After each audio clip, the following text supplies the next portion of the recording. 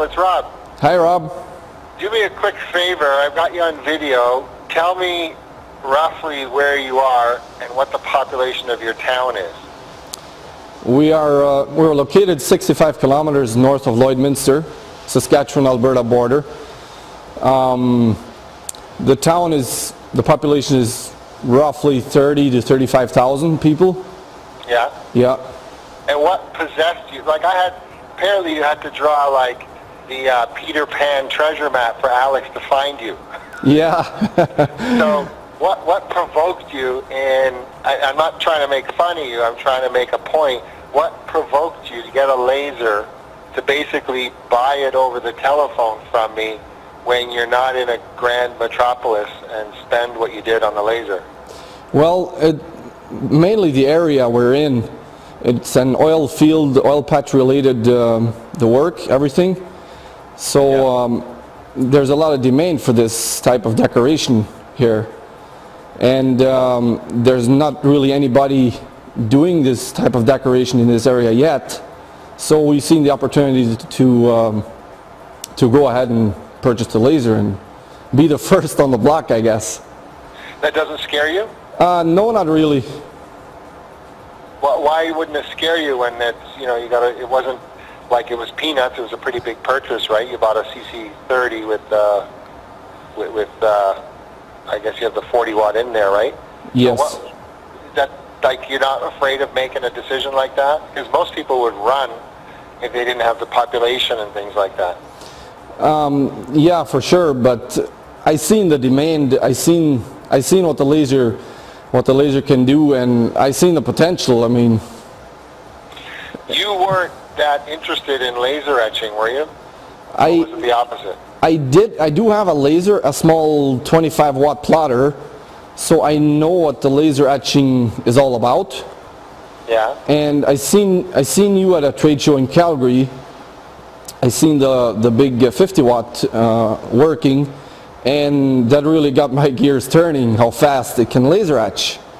Yeah. So and then I got home and I did some more research. I watched the videos on YouTube, and I was sold on the machine quite a few years back already. So it wasn't a really hard decision. Okay, cool. I don't remember a meeting. You know how many trade shows I've done in my life, so I don't mean to be rude. It's just I didn't even realize that we would go back that far. So, because I just remember you phoning sort of out of the blue and basically being ready to go and pulling the trigger so quick. Yeah. Do you have that? Alex sent me a picture. Do you have that the applique that you did near you? The yellow one?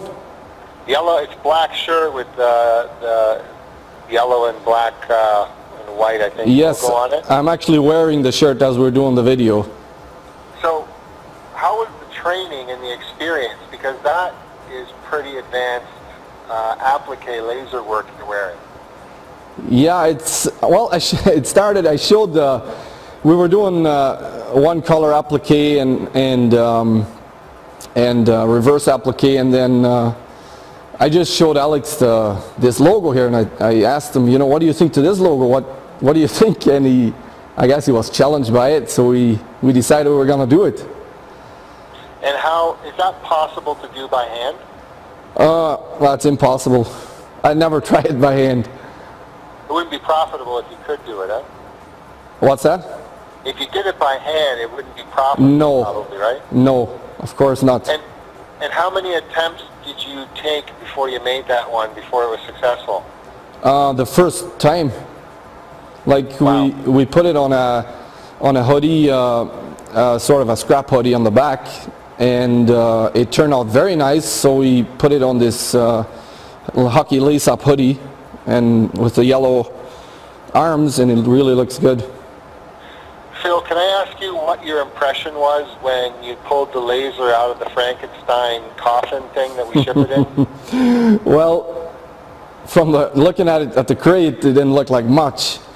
But you open the lid, and then you're all like, wow, this thing is, there's some workmanship in this machine. So I seen it right away. Okay. Yeah.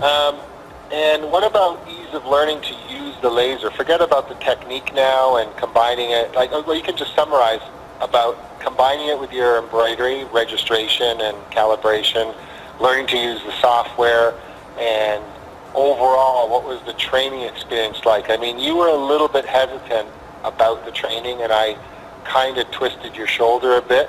Now, how do you feel that you've had it? Oh, I'm glad we took it. It's no doubt there.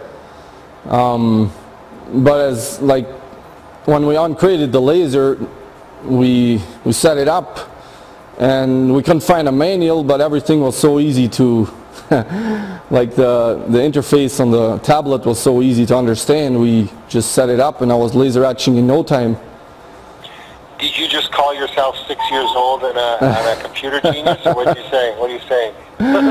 Yeah.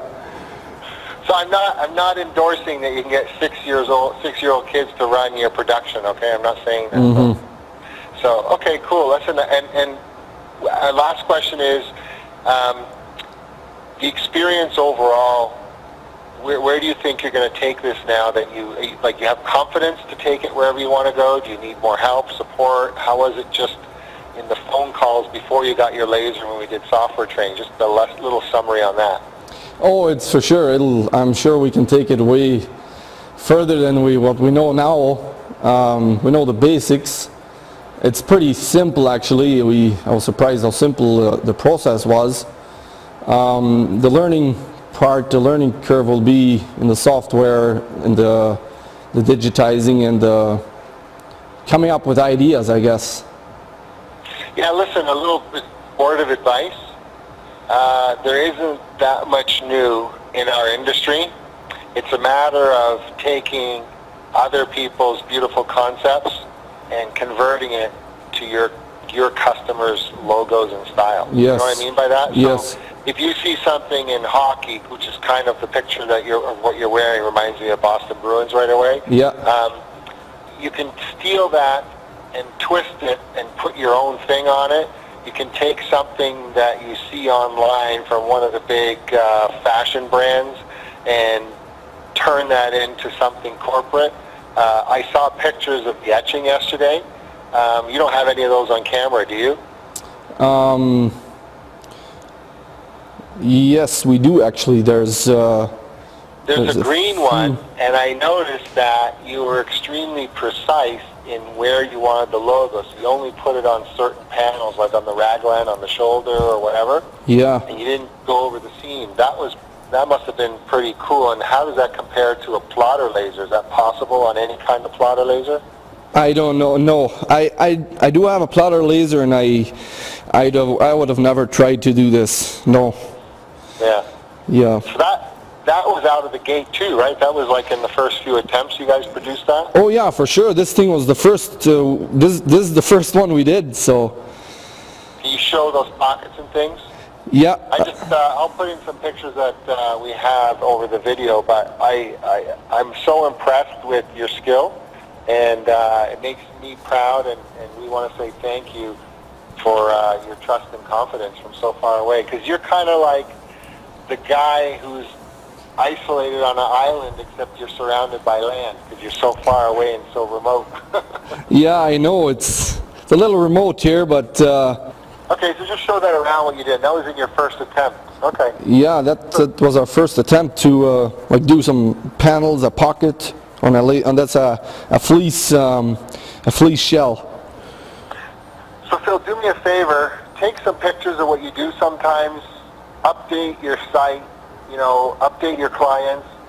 Please, when you're producing orders for your customers now, I want you to invest in making sure that they get a thank you gift from you with one of the new decorations with their logo. So you're already shipping to them, they've already bought something from you, you already have a relationship with them, they're ordering something they ordered in the past, and you need to make sure that you know your customer's birthday, you know their shirt size, and I want you to include a thank you. Yeah. That would match. So if their corporate colors are gray and orange or something, and I want you to find a garment that's in Joe's size, and I want you to do something super cool on the laser on the sleeve or somewhere, you know, take their logo, blow it up to the maximum of the laser, tilt it, you know, 15 degrees and hit it off center on the over the left chest into the shoulder. Yeah. And send a thank you note. Just a thank you note. Say, dear Joe, like, we really appreciate your business. Hopefully you can enjoy this garment. And what happens is they almost call you upset. Many people say thank you, it's outstanding. And almost half of them are upset that you didn't tell them you had it. And you'll be surprised how many people will add to the order. Okay. 'Cause there's really 3 ways to grow your business. One is to get new customers, which you have to do, right? Because leaving, moving, dying, changing. They got a cousin who goes in the business, so you don't keep every single person. There's change that goes on. Yes. The second thing is to increase the frequency that you sell to them. So by adding the laser, you have more seasons, more ideas, more combinations, more multimedia. So you've got more things you can sell them more frequently, right? And the third thing is to increase the order size. And the way you do that is by including something that's out of this world. If you ask them for it on the phone, they get a little bit peeved because they're like, dude, I just gave you, you know, a $3,000, $2,000 order, like, relax, okay? That's their attitude. Yeah. But if you send it without telling them as a thank you, they're almost upset that you didn't tell them before because now they got to pay shipping again. They think like that, right? Yes, yeah. So it's a reverse psychology thing. And I know we're just heading into summer right now, but in the fall season, order a case of nice fleece scarves. And every single order from October onwards needs to be sent a scarf with a letter that says, listen, thanks for the order. Remember, we've got you covered. Something funny, right? Okay, yeah. Or like I tell it all the time, find some drink coasters out of marble or granite or cork and hit them up with the laser with their logo on it and say, listen, Jack, we haven't had time to get together and have lunch or have a drink, so have a drink on me. Thanks for your order. So I want you to be different and unique. You can do gloves. You know, you can put the gloves open on the table and put the logo over to the whole hands, you know? Yeah.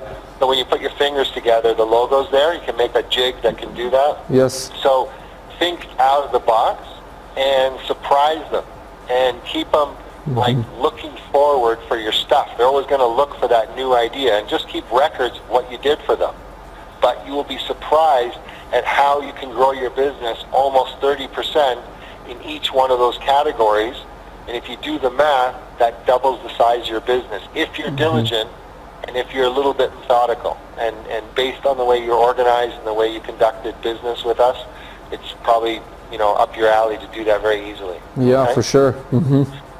So, but listen, from all of us at Permaboss and from myself personally, thank you very much, and I look forward to catching up to you again. Okay, thank you. Okay, all the best, Phil. Thanks. Bye, Rob. Bye-bye.